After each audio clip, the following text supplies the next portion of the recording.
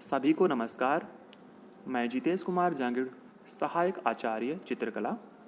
सर्वप्रथम आप सभी का ऑनलाइन ई क्लासरूम में हार्दिक स्वागत करता हूं। जैसे कि हम बीए प्रथम वर्ष की चित्रकला विषय की इकाई तृतीय के अध्याय चित्रकला के तत्वों का अध्ययन कर रहे हैं। चित्रकला के 6 तत्वों में मुख्य रूप से जो तीसरा मुख्य तत्व है वर्ण का हम अध्ययन कर रहे हैं। पूर्व के भाग में हमने वर्ण के वर्गीकरण के तहत प्राथमिक एवं मुख्य रंगों का अध्ययन किया, जिसमें लाल, पीला, नीला प्रमुख है। इसके पश्चात हमने द्वितीयक रंगों का अध्ययन किया, जिसमें नारंगी, हरा, बैंगनी, ये 3 द्वितीयक रंग प्रमुख है और इनको हमने चार्ट के माध्यम से भी समझा। इसके पश्चात हमने समीपवर्ती रंग या समरूप रंग या अनुरूप रंगों का अध्ययन किया, जिसमें एक ही श्रेणी के जो रंग है वो प्राप्त होते हैं। इसमें प्राथमिक एवं द्वितीयक रंगतें जो है वो आपस में मिलकर के समीपवर्ती रंग बनाती है। इसको हमने चार्ट के माध्यम से समझा। इसी प्रकार से हमने फिर अध्ययन किया पूरक रंग एवं विरोधी रंगों का, जो कि जो वर्ण चक्र है उसमें ठीक एक दूसरे के सामने ये रंग स्थित होते हैं और ये रंग एक दूसरे के विरोधी रंग कहलाते हैं। जैसे वर्ण चक्र में जो दूसरा वर्ण चक्र है, इसमें पीले रंग के ठीक सामने जो रंग है वो है बैंगनी रंग, तो पीले का पूरक रंग कहलाएगा बैंगनी। इसी प्रकार से अन्य जो रंग है वो भी आप एक दूसरे के सिद्ध में देख सकते हैं, वो एक दूसरे के पूरक रंग है। आज हम अध्ययन करेंगे एकाकी वर्ण का या मोनोक्रोम कलर्स का। एकाकी वर्ण से मैं आपको पहले बता देता हूँ, इसमें क्या होता है, कोई एक ही रंग हम लेते हैं और उस रंग की विभिन्न जो तान है, विभिन्न जो मान है, मान और तान को हम एक ही समझ सकते हैं, क्योंकि इसमें जो है जो एक ही रंग की विभिन्न हल्की गहरी जो तान है उसका प्रयोग किया जाता है। हल्की गहरी जो मैंने आपको पहले बताया था, रंग के 3 गुण होते हैं, रंगत, मान और सघनता।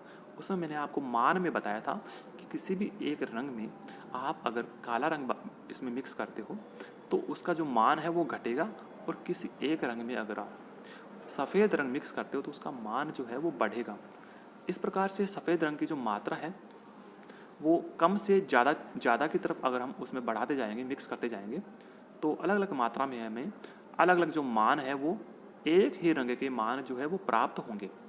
ठीक है, इस प्रकार से एक ही रंग के विभिन्न मानों को हम अगर किसी चित्र में प्रयुक्त करते हैं तो वह एकाकी वर्ण से निर्मित चित्र कहलाएगा या मोनोक्रोम पेंटिंग कहलाएगी। आप ऐसे बहुत से चित्र आप देखते हो, लेकिन मैं भी आपको चित्र के माध्यम से ही समझाऊंगा। अब हम इसको पढ़ते हैं। एक ही रंगत की विभिन्न रंगतों को एकाकी वर्ण की श्रेणी में रखा जा सकता है।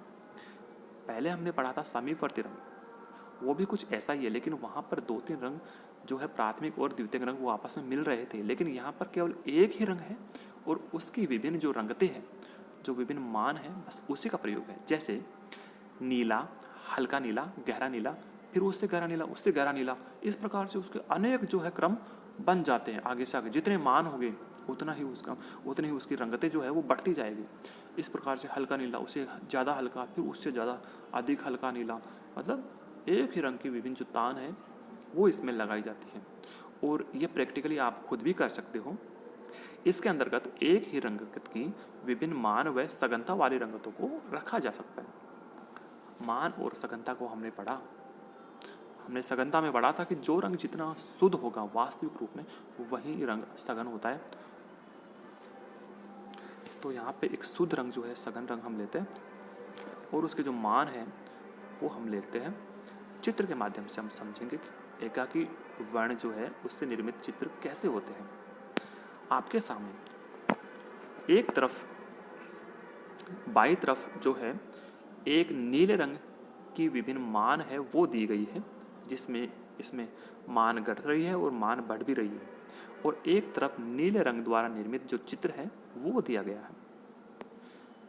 यहाँ पर आप देखिए ये नीला रंग है यहाँ पर, और नीले रंग में हमने सफ़ेद रंग मिलाया 10%, फिर हमने 30%, फिर 50%, मतलब हमने थोड़ा थोड़ा रंग इसमें मिलाया। प्रैक्टिकली आप खुद भी करना है ऐसे मिला करके। परसेंटेज से अगर आप नहीं समझते कि मात्रा कैसे मिलाए, तो आप सब नीले रंग में आप 1 बूंद सफ़ेद की मिलाना, फिर 3 बूंद मिलाना, फिर आप 5-6 बूंद मिलाना। इस प्रकार से एक ही रंग की जो विभिन्न जो तान है, विभिन्न जो मान है, वो हमें प्राप्त होंगे। ऐसे ही सफ़ेद रंग मिलाने से इस रंग का मान बढ़ता है। और एक तरफ यहाँ काला रंग मिलाया, जैसे हमने सफ़ेद मिलाया वैसे ही उतनी ही मात्रा में काला मिलाते जाएंगे तो मान यहाँ पर घटता है रंग का। ठीक है, तो एक ही रंग की जो विभिन्न रंगतें हैं वो हमें यहाँ प्राप्त हो रही है। केवल नीले रंग की विभिन्न रंगतें हमें प्राप्त होंगी, हल्का नीला, गहरा नीला, इस प्रकार से। ऐसे ही एक तरफ इस नीले रंग की विभिन्न रंगतों द्वारा जो चित्र बना हुआ है उसे आप देख सकते हैं। चित्र में एक उड़न खटोला है और जो पहाड़ियाँ है और जो आसमान है वो एक ही रंग के द्वारा निर्मित है। और ऐसी रंगतें प्रयुक्त करने से चित्र में सामंजस्य बना रहता है, चित्र में नीरसता नहीं आती, चित्र में विरोधाभास तो बिल्कुल नहीं आता है, क्योंकि इसमें हल्की गहरी रंगतें जो है जो एक ही रंग की वो लगाई जाती है। ठीक है, एक और चित्र आपके सामने है, आपके सामने 2 चित्र हैं। एक चित्र में देखिए आप, इसमें जो मनुष्य के चेहरे हैं वो निर्मित हैं और ये भी नीले रंग की विभिन्न रंगतों से निर्मित किए गए हैं। हल्का, गहरा नीला ऐसे इसमें लगाए गए हैं। हालांकि इसमें जो बाउंड्री, जो आउटलाइन है वो काले रंग से, लेकिन जो रंग भरे गए हैं वो नीले रंग में ही निर्मित है। और दूसरा चित्र आप देखते हैं वो जो पहाड़ियों का दृश्य है, इसमें हल्के गहरे नीले रंग का प्रयोग किया गया है। इसी प्रकार से आगे जो आपने यह चित्र देख रहे हो, इसमें हरे रंग का प्रयोग किया गया है। रंग एक ही है, केवल हरा रंग, और उस रंग की विभिन्न जो रंगतें हैं उनके द्वारा यह जो वस्तु चित्रण का जो चित्र है वो तैयार किया गया है। आप देख लो कि यहाँ पर यह हरा रंग है, इसमें हमने सफ़ेद या इसमें एक मिक्स किया गया है पीला रंग। अगर इसमें सफ़ेद मिक्स करेंगे तो ज़्यादा सही रहेगा। इसके द्वारा जो विभिन्न रंगतें हैं वो प्राप्त होगी। यहाँ पर ये समीपवर्ती रंग हो जाता है इस प्रकार से, लेकिन यहाँ पर ये जो चित्र बना हुआ है इसमें देखिए, इसमें हरे रंग की विभिन्न रंगतें प्रयुक्त की गई है। आप इसमें देख सकते हैं, हरे में सफ़ेद रंग मिला करके, हरे में काला रंग मिला करके यह जो वस्तु चित्रण का जो चित्र संयोजन है वो पूर्ण किया गया है। विभिन्न रंगतों को लगाने से इस चित्र में छाया प्रकाश का जो प्रभाव है वो भी बना हुआ है, और चित्र जो है वो उसमें जो 3D इफेक्ट है, जो इसमें त्रिआयामी जो प्रभाव है वो भी इसमें बना हुआ है। इस प्रकार से एक ही रंगत की विभिन्न रंगतों को लगाने से चित्र में त्रिआयामी प्रभाव तो उत्पन्न होता ही है और उसमें सामंजस्य भी बना रहता है। एक रास्ता जो है वो खत्म होती है। आगे और भी उदाहरण है, जैसे कि यहाँ पे पीला रंग जो है उसकी विभिन्न रंगतें प्रयुक्त की गई है। सपोज कीजिए यहाँ पे पीला रंग है, एक तरफ इसमें सफ़ेद रंग मिक्स है और एक तरफ इसमें काला। ठीक है, तो पीले रंग की विभिन्न रंगतें यहाँ पे है। और इस चित्र में आप देख सकते हैं, यहाँ पर ये जो चित्र है इसमें जो पीला रंग है उसके साथ में लाल रंग भी है। ये थोड़ा सा इसमें ये अपवाद स्वरूप ये चित्र इसमें ले सकते हैं, क्योंकि इसमें है ना लाल रंग और पीला रंग दोनों आपस में मिक्स हो रहे हैं, इनकी रंगतें इसमें लगी हुई है। ये थोड़ा समीपवर्ती रंग के निकट ये चित्र आ जाता है। ठीक है, इसको अगर आप इग्नोर करें तो ज़्यादा सही रहेगा। इस तरफ आप देखिए, यहाँ पर जो लाल रंग है उसकी विभिन्न रंगतों से ये चित्र बना हुआ है।